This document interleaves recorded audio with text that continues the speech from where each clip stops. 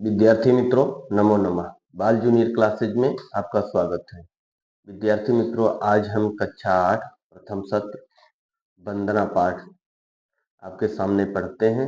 अब ध्यान से पढ़ना और अर्थ को ग्रहण करना, जिससे आपको संस्कृत बहुत अच्छे से आ जाए। विद्यार्थी मित्रों, जिस प्रकार से हर एक विषय 80 नंबर का होता है, उसी प्रकार से संस्कृत भी आपका 80 नंबर सपोर्ट करेगा। और खास करके ध्यान ये देना कि आप मैथ पढ़ोगे सिर्फ 80 नंबर लाओगे, और इंग्लिश पढ़ोगे 80 नंबर लाओगे, लेकिन संस्कृत पढ़ोगे आप 3 सब्जेक्ट मजबूत होगा। एक संस्कृत आपका है ही, दूसरा हिंदी का व्याकरण, तीसरा इंग्लिश का सॉरी मित्रों, तीसरा आपका गुजराती का व्याकरण। इस प्रकार आप संस्कृत को इग्नोर ना करें, तो ज़्यादा से ज़्यादा पढ़ें। और संस्कृत पढ़ने का एक ही तरीका है, वह है आप जितना ज़्यादा पढ़ेंगे, वाचन करेंगे, आपकी वागेंद्रियाँ उतना अच्छी खुलेंगी, उतना अच्छा आपको रिजल्ट आएगा, और उतना अच्छा बोलना आएगा, और उतना ही अच्छा आप पढ़ोगे, और आपकी ज्ञान का वृद्धि होगा। यह देवताओं की वाणी है। आप देखें, धीरे धीरे प्रोसेस करें, आपका दिमाग दिल बहुत संतुष्ट होगा, बहुत अच्छे से आप अध्ययन करेंगे, हर विषय में आपका मन लगेगा। तो कोई भी पाठ अध्ययन करने से पहले, कोई भी काम करने से पहले क्या होता है कि हमको वंदना करनी पड़ती है ईश्वर के। यह संसार को चलाने वाला कोई न कोई है, विराजमान है। उसी प्रकार से जो संस्कृत बुक लिखे हैं, वो पहले वंदना लिखे हैं। कभी भी कोई भी काम करने से पहले माता पिता, भाई बहन, बड़ों का आदर सम्मान करना चाहिए, और ईश्वर का नाम लेकर उनको श्री गणेश करना चाहिए। आइए, समय का नुकसान न करते हुए हम शुरू करते हैं। तो आपको बहुत अच्छे से मैं एक बार अर्थ बताऊंगा, फिर पहले वाचन करूंगा, फिर अर्थ बताऊंगा एक एक शब्दों को। इसके बाद आपको मैं अर्थ सहित पीडीएफ दे देता हूं, ताकि आपको लिखने में कैसे लिखा जाता है। पढ़ाने को तो बहुत से यूट्यूब पर पढ़ाया गया है, लेकिन हमारे यूट्यूब पर आप पढ़ के देखें, कुछ अलग दिखे तो आप लाइक करो, शेयर करो, और एक दूसरे से बताओ, ताकि उसको भी ऐसा मिल सके। और हाँ, खास करके ये बात, जब हम कोई भी गद्य पढ़ते हैं या पद्य पढ़ते हैं, तो उसके पहले आपको ये सोचना होगा, मनन करना होगा। या तो दो शब्द पढ़ने से अर्थ निकलता हो। अर्थ दो प्रकार होता है, एक सार्थक अर्थ होता है, एक निरर्थक अर्थ। कोई शब्द कहने से आपको सार्थक अर्थ समझ में आ जाए तो वो सही है, दो शब्द से पढ़ लीजिए। या तीन शब्द से अर्थ निकल रहा है तो तीन शब्द पढ़ लीजिए, तो चार शब्द से अर्थ निकल रहा है तो चार शब्द से। यही रिवीजन होता चाहिए। एक एक लाइन का ही वाक्य शब्द बना हो। अच्छा, शब्द और वाक्य में अंतर होता है। शब्द जिससे दो शब्दों, तीन शब्दों से कुछ अर्थ निकले, उसको शब्द कहते हैं। एक अक्षरों, दो अक्षरों से मिलकर शब्द बनता है, जिसका कुछ अर्थ होता है। और वाक्य, कोई भाव यहाँ से मिल जाए, जैसे राम जाता है तो हमको भाव मिल गया कि राम जा रहा है, राम जाता है, राम जाएगा, राम कब जाएगा, राम क्यों जाएगा। एक एक वाक्य हो गया, इससे हमको भाव पता चल जाएगा कि राम कब गया, राम कब जाएगा, राम क्यों जा रहा है। अब उसको वाक्य कहते हैं। जैसे राम लिखे, रा एक अक्षर, आक मात्रा एक अक्षर, मा हो गया, तो ये शब्द हो गया। ओके, अब हम शुरू करते हैं, आपका समय ना नुकसान करते हुए। लेकिन जितना बातें आपको बताया, इसको ध्यान देंगे तो आप संस्कृत बहुत अच्छे से पढ़ेंगे। और संस्कृत साथ साथ हिंदी का व्याकरण आपको अच्छे से समझ में आएगा, हिंदी भी अच्छे से पढ़ना आएगा, और गुजराती का भी व्याकरण आएगा, क्योंकि गुजराती का जो व्याकरण है संस्कृत से उतरा हुआ शब्द है। आप देखेंगे कहीं कहीं जो गुजराती में शब्द नहीं बना हुआ है, वो संस्कृत के ही शब्द से बने हुए हैं, जो आपको पढ़ना पड़ता है। अब एग्जाम्पल दे दें, बुद्ध, जैसे बुद्ध, बुद्धि आपको लिखेंगे द दूसरे ही से अक्षर आता है, लेकिन जब बुद्ध लिखना होता है तो संस्कृत का ही शब्द प्रयोग किए हैं। तो आइए हम शुरू करते हैं वंदना। अब एक बार हम वाचन करते हैं, आप किताब ले लेना। थोड़ा पीडीएफ कम सही आया है, तो जिससे आपको दिक्कत ना आए।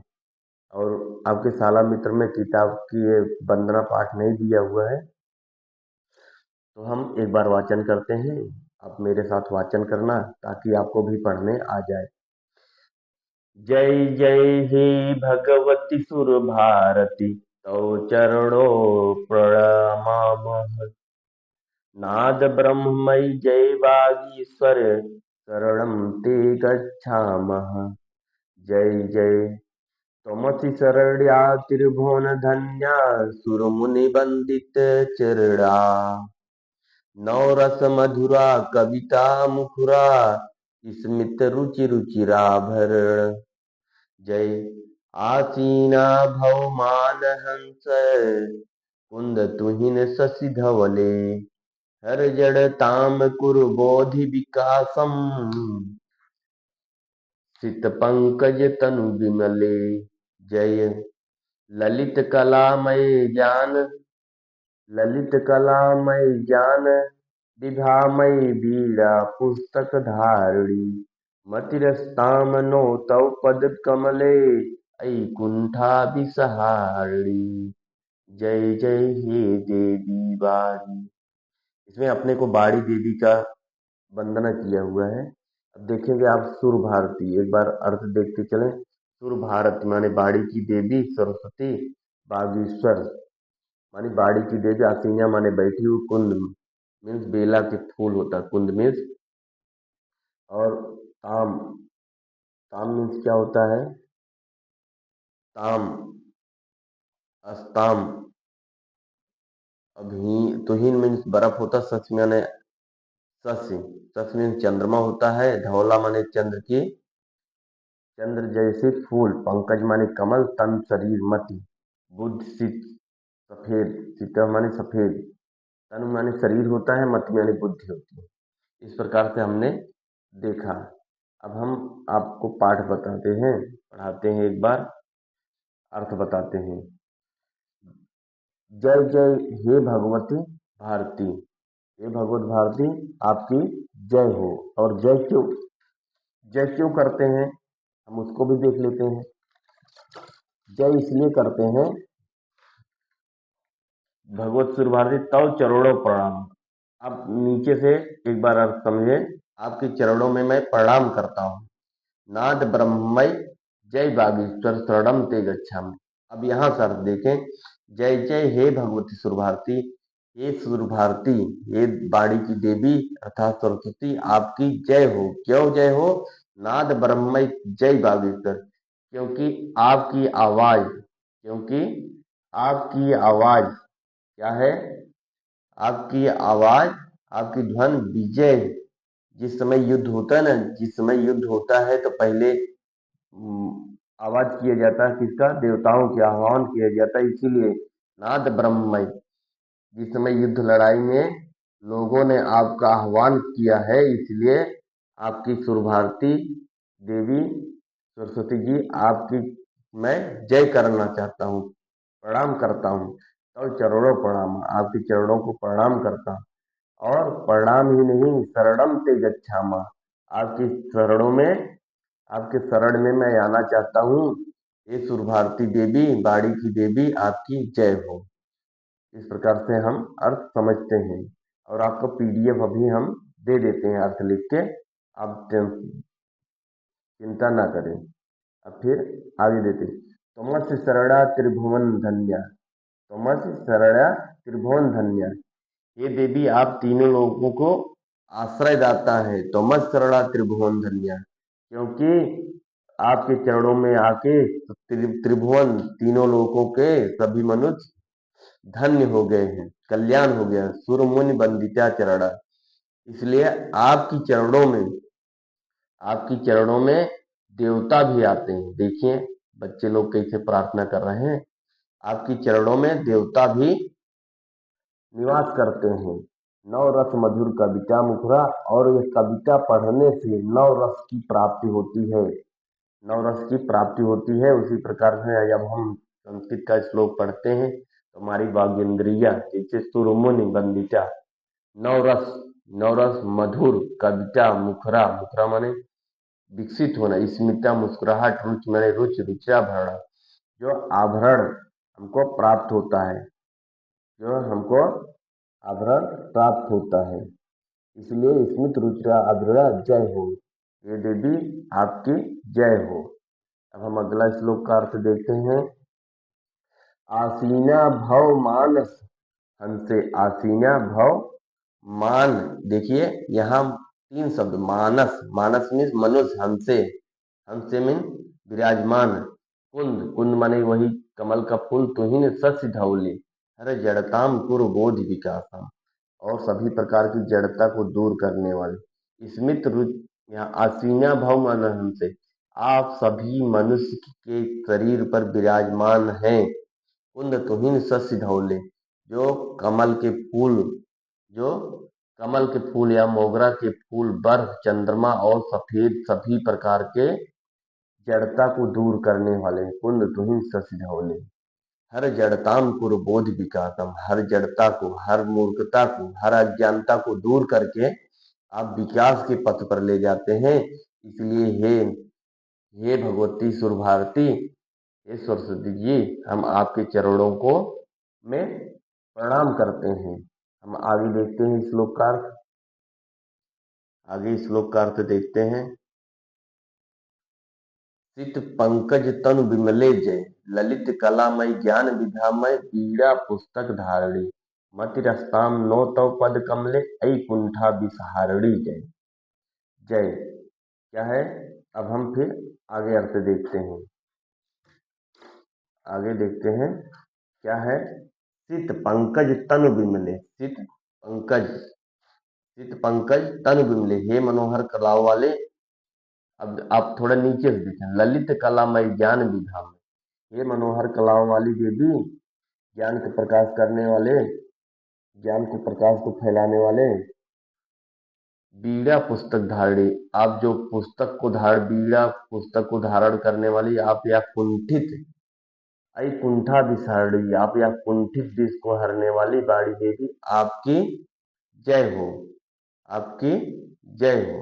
अब यहाँ से देखिए, ललित कलामय ज्ञान विधामय बीड़ा पुस्तक धारणी, आप ललित सभी कलाओं और ज्ञान विधामय और ज्ञान को प्रकाशित करने वाली बीड़ा पुस्तक धारणी, और जो बीड़ा और पुस्तक को धारण करने वाली, मति रस्ताम नो तव पद कमले, आपके कमल रूपी चरणों में मैं अपने मस्तक नतमस्तक होता हूँ, प्रणाम करता हूँ। ऐ कुंठा विसारणी जय, और यह कुंठा विसारणी, क्योंकि ये हमारे जो, हम लोगों की जो अज्ञानता है, जो अंधकारता है, उसको दूर करने वाली है, यह कुंठित विचार है, इसको दूर करती हो, इसलिए हम आपके चरणों में प्रणाम करते हैं।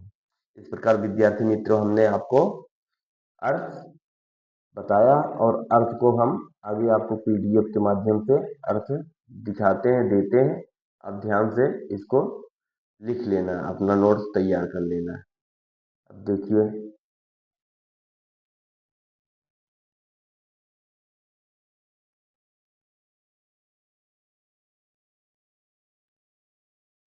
देखिए पुस्तक कैसे लिखा जाएगा प्रस्तुत श्लोक में। पहले हम जय जय हे भगवती गच्छामा श्लोक है, इसके बाद इसका प्रस्तुत श्लोक में बाड़ी के देवी की वंदना की गई है। प्रस्तुत श्लोक हमारी पाठ्य पुस्तक संस्कृत में वंदना पाठ से लिया गया है। अब अर्थ है, जय हो हे देवी, देवों के देवी भारती, मैं आपके चरणों में प्रणाम करते हैं। हे ब्रह्मा में ध्वन विजय, हे बाड़ी के स्वामी, हम आपकी शरण में जाता हूँ। जय हो देवी। और दूसरा है, तमस शरणम रुचि आभरण, प्रस्तुत श्लोक में बाड़ी की देवी को जो पद्य और श्लोक को पढ़ने में आनंद प्राप्त होता है, उसका वर्णन किया है। हे देवी, आप तीनों लोगों का आश्रय दाता है, और आप सभी देवताओं और ऋषियों द्वारा पूजित है। नवरस जो होता है, कविता, चेहरा, मुस्कान, स्वाद, आभूषण आज आपके अंदर समाहित है, इसलिए हम आपके जय करते हैं। फिर तीसरा श्लोक, आसीना भव पंकज तन विमले जय। अब इसमें क्या है, प्रस्तुत श्लोक में एक प्रसंग है। प्रस्तुत श्लोक में बाड़ी की देवी के निवास का वर्णन किया गया है। हे बाड़ी की देवी, आप मेरे मन रूपी हंस पर विराजमान है। आप मोगरा के फूल, बर्फ, चंद्रमा, सफेद और सभी प्रकार के जड़ता को दूर करके सफेद कमल रूपी शरीर या वाली देवी आपकी जय हो।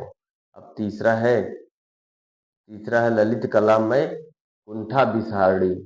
ये जहाँ तक है इसका पहले प्रस्तुत श्लोक में देवी की विशेषताओं के बारे में वर्णन है। ये मनोहर कलाओं वाली ज्ञान के प्रकाश को फैलाने वाली देवी, वीणा और पुस्तक को धारण करने वाली आप या कुंठित देश को हरने वाली हैं, बाड़ी आपकी जय हो, जय हो।